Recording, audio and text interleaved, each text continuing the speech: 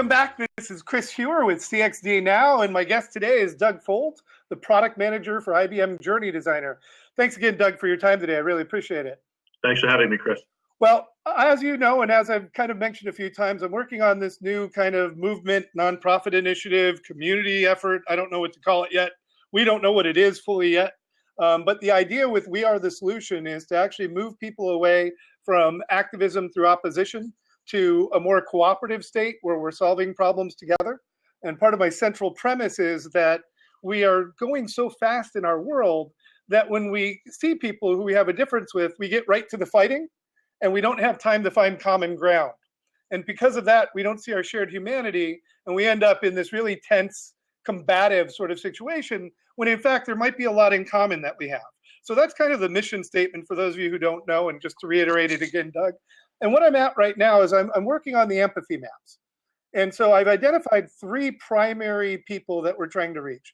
The first one is just a participant, somebody who's going to show up and read media and all that. That's fairly straightforward. So I'm setting that aside for right now. Another one that's a little more complicated is actually Joan. Joan is our local leader. She's actually involved in a community nonprofit already and doing activism in her own local community. And then the third one, which is where I'd like to focus on for this series, just to be more explicit, is actually Nicole. And Nicole is somebody who's wanted to make a difference for a long time.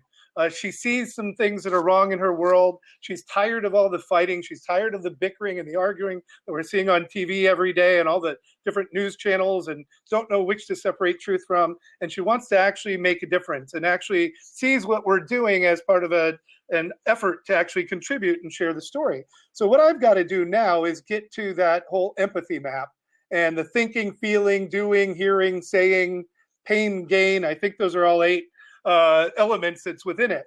But what I'm wondering from your experience, Doug, is, where do you start working with somebody who's looking at that empathy map? I mean, we've got the big picture, and I'll insert an image on the recorded video so people will see what I'm talking about. But how do you actually approach this empathy map? What sort of mindset do you bring to it?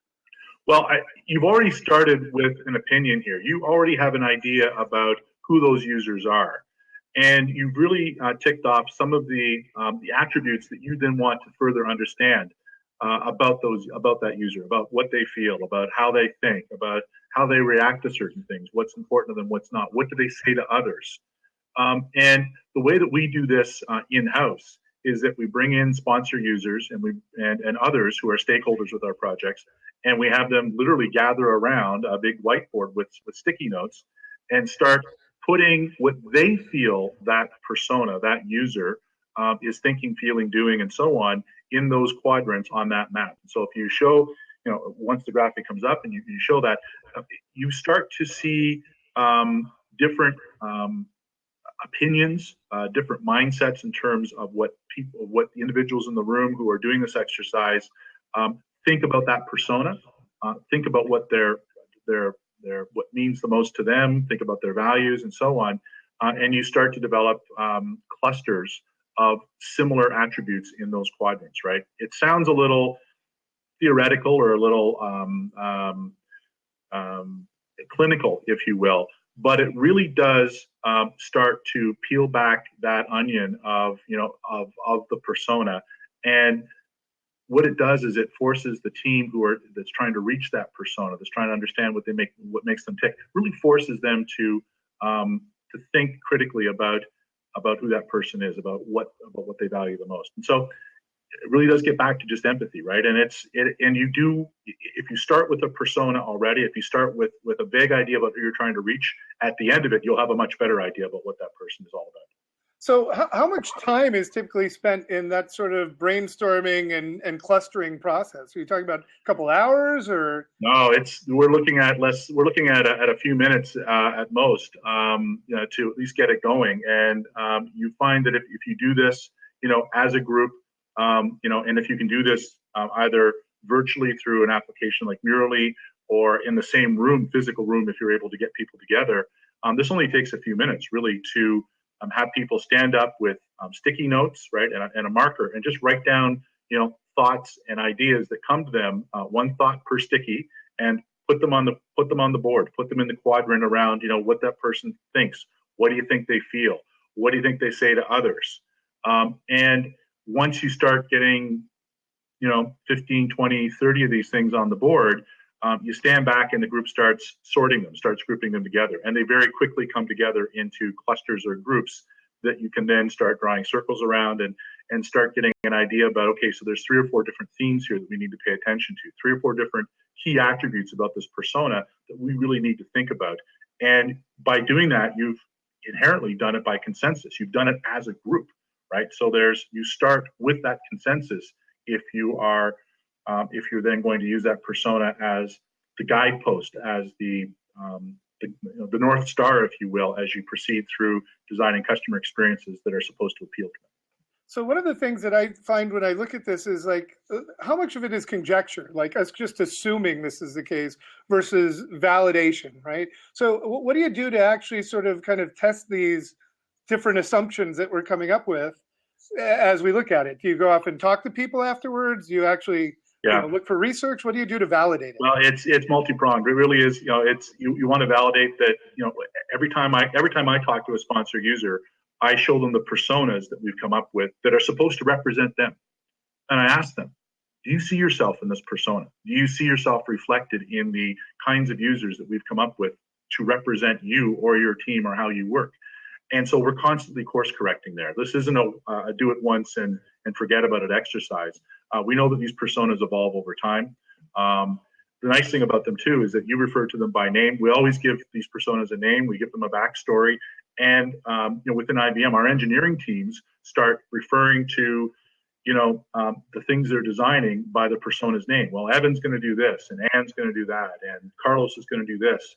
And then we get arguing about what Carlos would actually do or what Ann's problem really is, because in our minds, we've created such a complex persona that it allows us to really put ourselves in the seat of our users and argue from their perspective as we're deciding what to do as a team. It's really, really helpful to keep us focused on what really matters, which is our end users. So the Journey Designer product is real-time collaboration across the web, right? So if you and I were in a shared board right now, we could actually be working on a board together? Yes, yeah. I would be able to see what you're working on.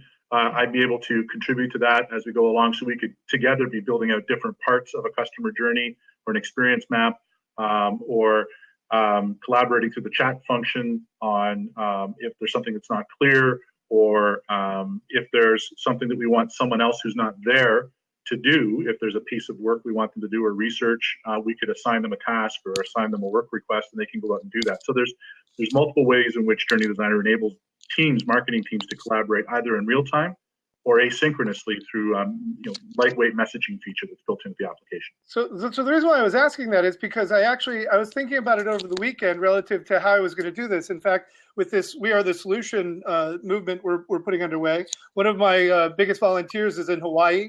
Another one is here in DC. Another one is in Boston.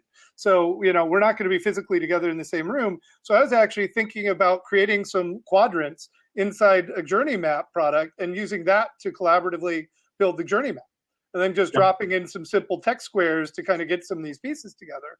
Absolutely. Sort of being able to whiteboard. Create that template and then ask folks to go in and populate it, when it's convenient for them to do that. If they can't, if work hours don't work out, or if you're in different parts of the world, and certainly our teams are all over the place, that asynchronous collaboration is also something that's a strong suit of the Journey Designer product. So I'm going to go in and I'm going to make a template, and hopefully we'll be able to share it with other people beyond our group, and actually do that next as our next step here this week. And then next week I'll have a chance to talk with our guest, and I don't have that in front of me right now, Brandy, which is my fault. So please get that back to me, Brandy, so I can properly promote next week's show. But we're running out of time here, and I want to open it up for a chat with the rest of the audience who has joined us.